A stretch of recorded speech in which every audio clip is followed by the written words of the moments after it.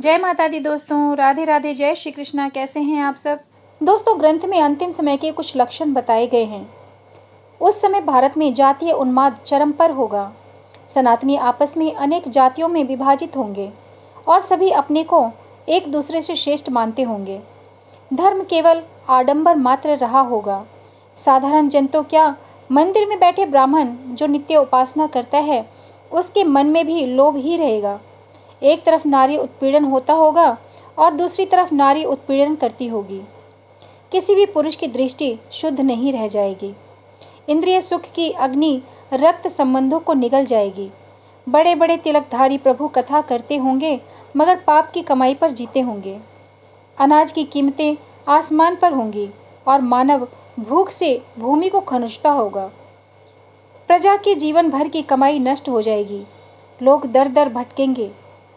दोस्तों, यदि आप कोई ऐसे लक्षण ढूंढ रहे हैं जिन्हें देखकर आप पता लगा पाएंगे कि कोई व्यक्ति कल्कि है अथवा नहीं, तो सावधान हो जाइए, क्योंकि कल्कि का सबसे बड़ा लक्षण है गुप्त लीला। कोई मनुष्य उन्हें देख नहीं पाएगा और न ही उन्हें पहचान पाएगा। उन्हें केवल और केवल वे जन पहचान पाएंगे जो कई शताब्दियों से तप कर रहे हैं, जिनका उदय वर्ष 2023 एवं 2024 में होगा। कलयुग में जन्म लिए जो भी नर नारी हैं उन्हें प्रभु के अनुचर ही ले जाएंगे तथा बिंदु सरोवर में स्नान के बाद ही उन्हें प्रभु का दर्शन प्राप्त होगा। दोस्तों, कलयुग के मानव के समक्ष जब ये ज्ञान आएगा तो पाप प्रभाव के कारण उसका मन तिथियों और काल गणनाओं की ओर अधिक आकर्षित होगा। इन ग्रंथों को लिखने का ऋषियों का मंतव्य ये नहीं था कि लोग डरें, अपितु वे मानव को सतर्क करके धर्म मार्ग पर लाना चाहते थे। अतः इसके आगे हम बात करेंगे अनागत के आत्म उत्थान खंड के बारे में। जिस प्रकार श्री राम द्वारा चलाए गए ब्रह्मास्त्र की काट पवन पुत्र हनुमान जी ने श्री राम के नाम से ही की थी, ठीक उसी प्रकार प्रभु की प्रलय शक्ति से रक्षा भी केवल उनका नाम ही कर सकता है। नाम से बड़ा कोई तप नहीं, नाम से बड़ा कोई मंत्र नहीं। जिसने नाम की शरण ग्रहण की वो घोर विपदाओं से पार लग गया। नाम ही नारायण है और नारायण ही विधान है। जो इस सत्य को आत्मसात कर गया वही उत्तम भक्त है, वही सत्यकाल के बीज हैं। दोस्तों, अपनी श्वास पर ध्यान केंद्रित कर मन को शांत करें। मन शांत होने के कुछ समय बाद बुद्धि स्थिर हो जाएगी। इसके बाद ये विचार प्रकाशमान होना चाहिए कि ब्रह्म सत्य है, जगत मिथ्या। इस जगत से लेकर ब्रह्मलोक तक जितना भी अनित्य भोग्य पदार्थ है उस सब के प्रति मन में वैराग्य भाव प्रकट होने लगेगा। ऐसा इसलिए आवश्यक है ताकि मानव केवल प्रभु के सानिध्य की प्राप्ति हेतु नाम जप कीर्तन आदि करे।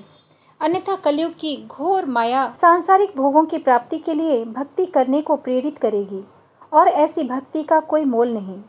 जिस प्रकार औषधि को पिए बिना केवल नाम रटने भर से रोग का नाश नहीं होता, उसी तरह बिना भाव के केवल उच्चारण करने से कोई मुक्त नहीं हो सकता।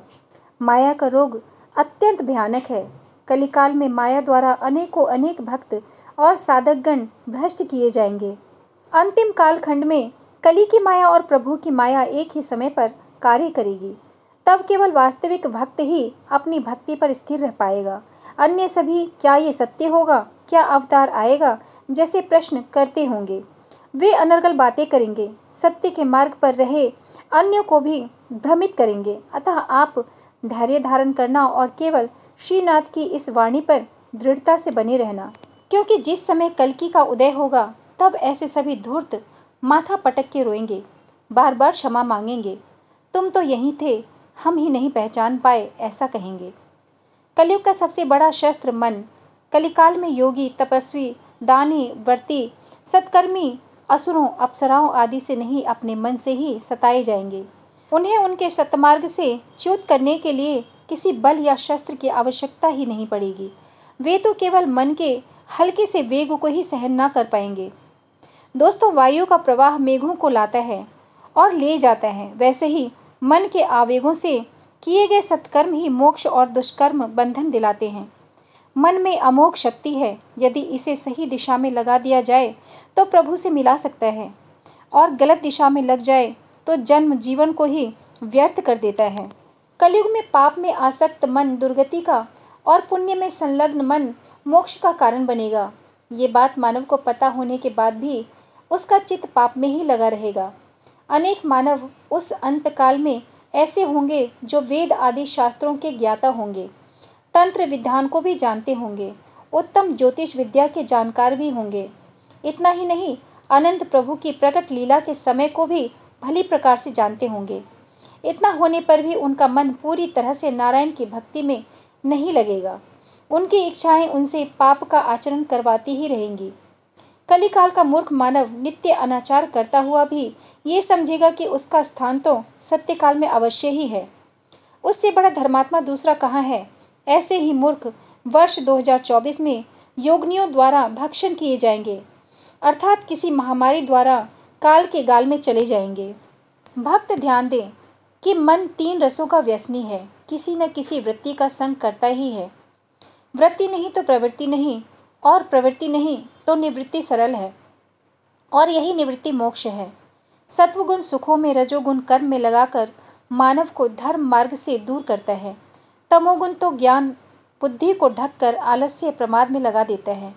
यदि नारायण महाप्रभु की नाम शरण चाहते हो तो पहले संतों के इस शब्द को प्रमाण माने कि पर ब्रह्म अवतरित है और निश्चित समय पर प्रकट होंगे। जिसका मन इस विचार को सहजता से स्वीकार न कर पा रहा हो अथवा संदेह की स्थिति में हो, उसे अपरिपक्व जाने। जिसका मन सहज रूप से प्रभु की उपस्थिति को जान ले, उन्हें आचरण की शुद्धि रखते हुए संसार के भोगों और पदार्थों से अपनी आसक्ति को हटाते हुए अपने और प्रभु के संबंध को स्मरण करना चाहिए, क्योंकि अपनी आत्मा को जानने वाला ही विमुक्त होकर उनके श्री चरणों का सुख पाएगा।